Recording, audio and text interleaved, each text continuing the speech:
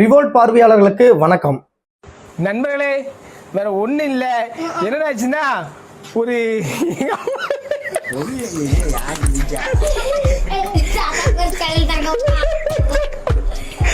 அப்பா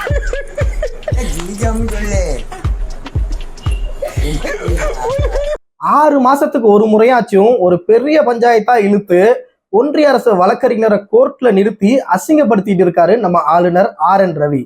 இப்ப கூட பாருங்க, mister attorney general, what's your governor doing அப்படின்னு நாக்கப்புடுங்கிற மாதிரி கேட்டிருக்காரு உச்சநீதிமன்ற தலைமை நீதிபதி DY சந்திரசூட். இது என்ன பஞ்சாயத்துன்னு நினைக்கிறீங்களா?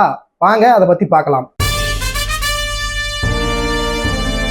ஆரியமாயை நூல்ல அறிஞர் அண்ணா ஒரு புதுமையான திருப்பா எழுதியிருப்பாரு. அது என்னன்னா, பேராசை பெருந்தகையே போற்றி, பேசனா இரண்டுடையாய் போற்றி, தந்திர மூர்த்தி போற்றி, தாசர்தம் தலைவா போற்றி, வஞ்சக வேந்தே போற்றி, வன்கண நாதா போற்றி, கொடுமை குணாலா போற்றி, கோளையே போற்றி போற்றி, பயங்கொல்லி பரமா போற்றி, படுமோசம் புரிவாய் போற்றி, சிண்டு முடிந்திடுவாய் போற்றி, சிரித்திடு நரியே போற்றி, ஒட்டு வித்தை கற்றோய் போற்றி, உயர் அநீதி உணர்வோய் போற்றி, எம் இனம் கெடுத்தோய் போற்றி, ஈடில்லா கேடே போற்றி, இறை இதோ போற்றி போற்றி, ஏத்தினேன் போற்றி போற்றி.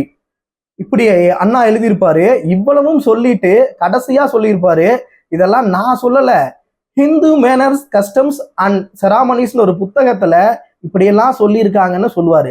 அந்த மாதிரி இப்போ தமிழ்நாட்டு ஆளுநரா இருக்காரே RN ரவி, அவர் ஒரு அட்டகத்தி ரவி, அடிமுட்டாள் ரவி, துபாக்கூர் ரவி, டம்மி பீசு ரவி, இப்படி என்ன வேணாலும் அவரை பத்தி சொல்லலாம் போல.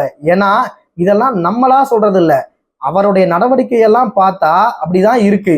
தான் அப்படித்தானே அவரே வாக்குமூலம் கொடுக்குற மாதிரி தான் அவரோட நடவடிக்கைகள்லாம் இருக்கு. அப்படி ஒரு சம்பவம் தான் நேத்தும் நடந்திருக்கு.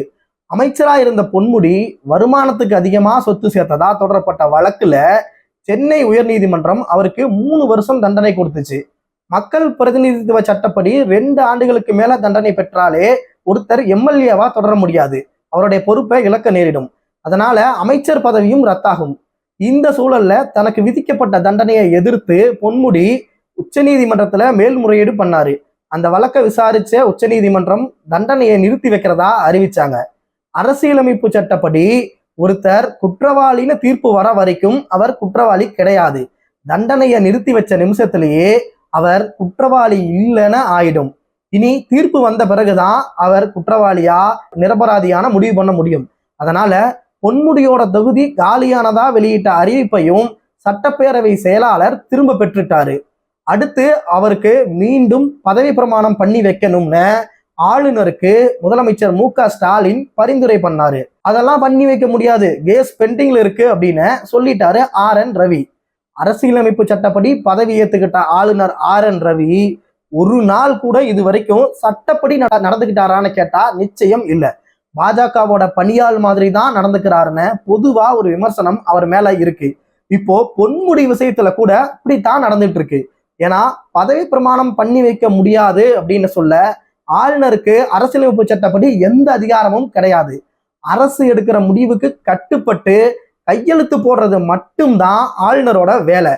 அதையும் மீறி பதவி பிரமாணம் பண்ணி வைக்க முடியாதுன்னு RN ரவி சொன்னதால நீ ஒன்றும் அவ்வளோ பெரிய அப்பாட்டக்கர்லாம் இல்லைன்னு உச்சநீதிமன்றத்திற்கு போயிருக்காங்க தமிழ்நாடு அரசு. ஏற்கனவே 7 பேர் விடுதலை விவகாரத்திலையும் கையெழுத்து போடலாம் என்னால முடியாதுன்னு ஓவரா ஆளுநர் சீன் போட்டப்ப நேரா உச்சநீதிமன்றத்துக்கு போய் விடுதலை பண்ணுச்சு தமிழ்நாடு அரசு. அப்பவே ஆளுநரோட அதிகாரம் என்ன, வரம்பு என்னன்னெல்லாம் நீதிபதிகள் தெளிவா பாடம் எடுத்தாங்க. ஆனா அண்ணனுக்கு நான் தான் செய்வேங்கிற மாதிரி பாஜகவுக்கு நான் தான் செய்வேன்னு RN ரவி பண்ணிட்டு இருக்காரு. ஏற்கனவே தமிழ்நாட்டுல பாஜக 100 அடி பள்ளத்துல கிடக்கு. இப்போ அதை 200 அடியா இழுத்துட்டு போய் விட்டுறணும்னு RN ரவி ஒரு முடிவோட தான் இருப்பார் போல. நாடாளுமன்ற தேர்தலில் திமுகவோட பிரச்சாரகரே ஆளுநர் தானே முதலமைச்சர் ஸ்டாலினும் அடிக்கடி சொல்லிட்டு இருக்காரு. அப்பவாச்சு சூதானமா அந்த ஆளுநர் நடந்துப்பாரான்னு புரிஞ்சுக்கிட்டு நடந்துப்பாரான்னு பார்த்தா அதுவும் இல்லை. இப்ப பொன்முடி கேஸ்ல RN ரவிய வெளுத்து வாங்கி இருக்கு உச்சநீதிமன்றம். பொன்முடிக்கு பதவி பிரமாணம் பண்ணி வைக்க முதலமைச்சர் பரிந்துரை பண்ணதை அக்செப்ட் பண்ண ஆளுநருக்கு உத்தரவிடணும்னு தமிழ்நாடு அரசு தொடர்ந்த வழக்கு உச்சநீதிமன்ற தலைமை நீதிபதி DY சந்திரசூட், நீதிபதிகள் பர்திவாலா, மனோஜ் மிஸ்ரா அமர்வுல விசாரணைக்கு வந்துச்சு. ஒன்றிய அரசு தரப்புல அட்டர்னி ஜெனரல் வெங்கடரமணி ஆஜரானாங்க. அப்போ நீதிபதிகள் ஆளுநரை கடுமையா கண்டிச்சு கருத்துக்களை தெரிவிச்சிருக்காங்க. உச்ச நீதிமன்றமே தண்டனை நிறுத்தி வச்ச பிறகு ஆளுநர் எப்படி அவரை குற்றவாளின்னு சொல்ல முடியும்? அப்ப நீதிமன்றத்தோட முடிவுக்கு ஆளுநர் கட்டுப்பட மாட்டாரா? அரசியலமைப்பு சட்டத்தை மீறி ஆளுநர் முடிவெடுக்க முடியுமான காட்டமா நீதிபதிகள் கேள்வி எழுப்பியிருக்காங்க. குறிப்பிட்ட ஒரு மனிதரை பத்தியோ அமைச்சரை பத்தியோ மாறுபட்ட கருத்துக்கள் இருக்கலாம். ஆனா இது அரசியலமைப்பு சட்டம் சார்ந்த விஷயம். ஒரு நபரை அமைச்சரா நியமிக்க போறேன்னு முதலமைச்சர் சொன்னா அது பாராளுமன்ற ஜனநாயகம். அதை மீறி முடிவெடுக்கிற அதிகாரம் யாருக்குமே இல்லை.